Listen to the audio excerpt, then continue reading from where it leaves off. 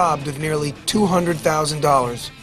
It looked like an inside job, which hyped up the paranoia that always followed the group and their inner circle. Accusations flew, recriminations festered. They returned home for a rest. 2 years would go by before Led Zeppelin would re-emerge. In the interim, they formed their own record label, Swan Song, and recorded a double album called Physical Graffiti. The hypnotic track Kashmir explored the band's fascination with the music of Morocco. Zeppelin returned to the road in 1975. The tour was not without incident. Jimmy Page broke his finger, which affected his playing.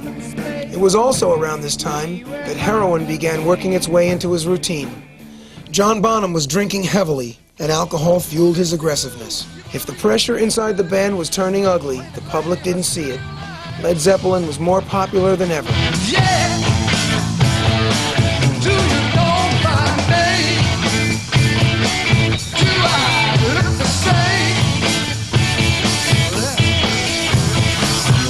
The group sold out 3 concerts at Earl's Court, 51,000 tickets in just 2 hours. After the Earl's Court show, Zeppelin was taking a break from the road when disaster struck. While on vacation in Greece, Robert Plant and his family were seriously injured in a car crash. Fans spread rumors of karmic retribution for Jimmy Page's black magic, or Peter Grant's two-fisted approach to business, or Zeppelin's dark aura. A disheartened Page said, "I don't worship the devil, but magic does intrigue me." Robert Plant did not have the luxury of such superstition. He was stretched out in bed, unable to walk. The fans didn't know it, but the future of Led Zeppelin was in doubt.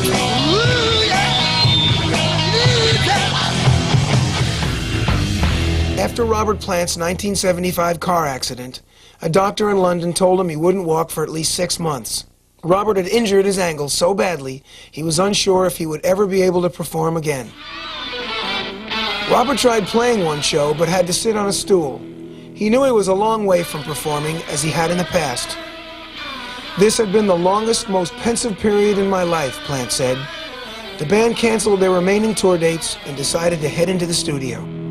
Recorded in just 18 days and released in April 1976, Presence reached #1 without the benefit of a tour or even a picture of the band. The album's artwork featured a mysterious black obelisk. This is called The Song Remains the Same. With Plant out of commission, the band decided to put out their concert film, The Song Remains the Same. Released 3 years after it was shot, the band looked oddly out of date in the summer of punk. The critics called it self-indulgent, but fans packed midnight showings. They were just happy to get a glimpse of Zeppelin. It's rather frustrating spending, now it's a total of about 8.5 years of playing on stage. And I think the closest we've ever got of seeing ourselves is having a sly peep at the video screen at Earl's Court. That was the initial, idea.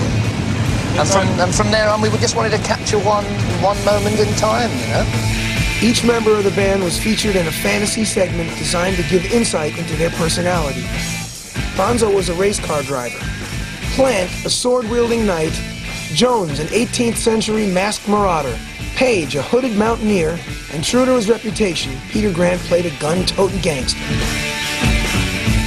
The goldfish bowl was already in position and we were inside it because the thing had got so big.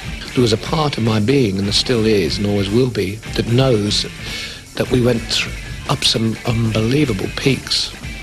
I mean, mentally and musically. And we'd been through a hell of a lot. A hell of a lot of changes emotionally and God knows what else that don't happen to people in one lifetime.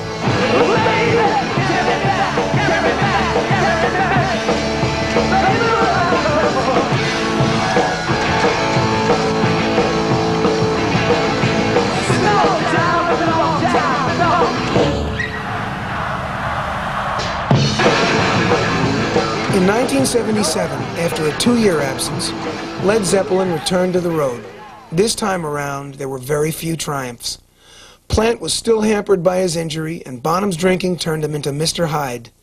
In Chicago, he destroyed his hotel room and tossed the TV out the window, causing $5,000 in damage. Jimmy Page was frail and bone-thin from heroin use. The enthusiastic fans couldn't tell a bad Zeppelin show from a good one. They just wanted to stand on their chairs and pay homage to their heroes.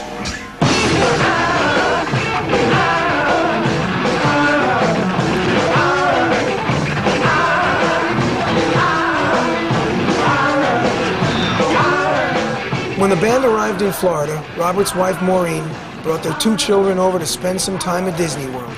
"We called him Baby Austin after the Bionic Man," said Robert of his 5-year-old Carrick.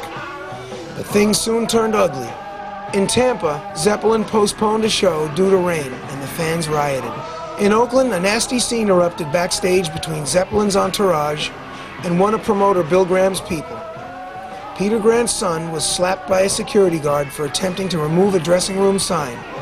When Grant heard that his son had been hit, he had Graham's employee brought back to his trailer.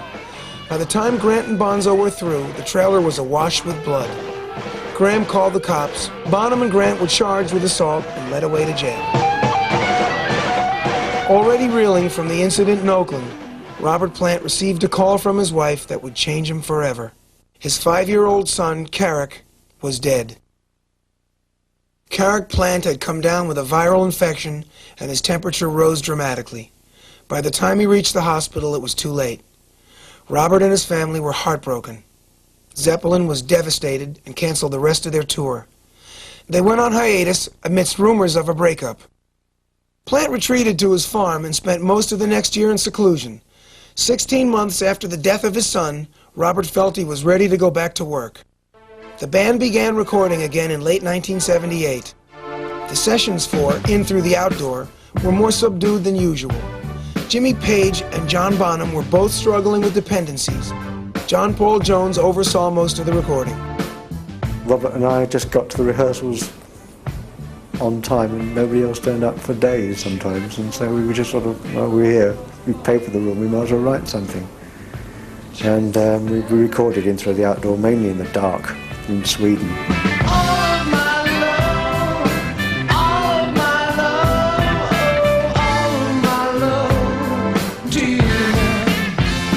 The ballad, All My Love, was an outpouring of emotion from Plant to his lost child. Out of their hardships, an older and wiser Led Zeppelin was beginning to emerge.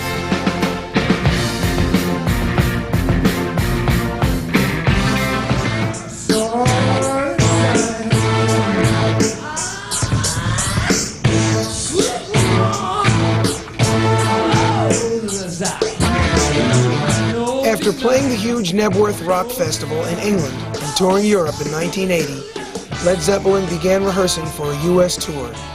They had not played the States in 3 years and were poised to roar back into prominence. The band started rehearsing at Jimmy Page's home. Bonzo was his usual roaring self. One night he passed out after a long day of drinking.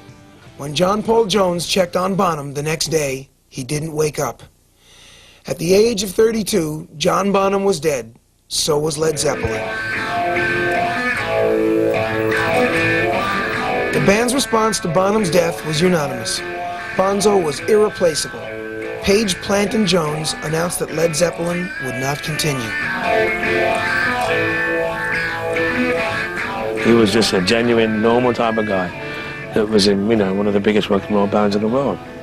I mean, his best friends in England were all farmers. We'd be talking in the bar, talking about sheep, like cattle. And what's the price of a heifer nowadays? I don't know. That's the way it was. Then, as it was, then again it will be. Though the course may change sometimes, rivers always reach the sea. It was a difficult time for the surviving members. Page, Plant, and Jones pondered why so much hardship had been bestowed on them. It was particularly hard on Jimmy Page, who had put Led Zeppelin together and guided its journey. He abandoned his music and withdrew from the spotlight. I lost a very dear friend, and if I looked at the guitar, it would just remind me of a dear friend I just lost, so consequently I didn't have a guitar around for quite a while. In 1982, Page produced Coda, a collection of Zeppelin outtakes and leftovers. The following year, Eric Clapton coaxed him into picking up his guitar again and reuniting with former Yardbirds guitarist Jeff Beck at the Arms concert for multiple sclerosis.